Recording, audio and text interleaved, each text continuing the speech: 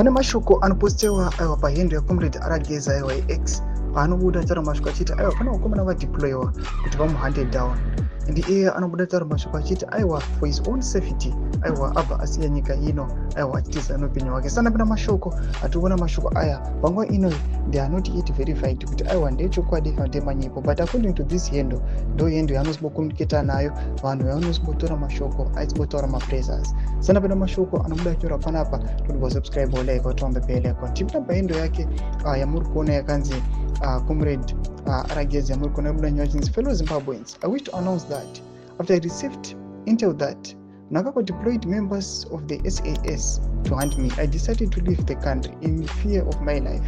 I know those are ruthless killers, soldiers, but I will recently make a press statement before coming back.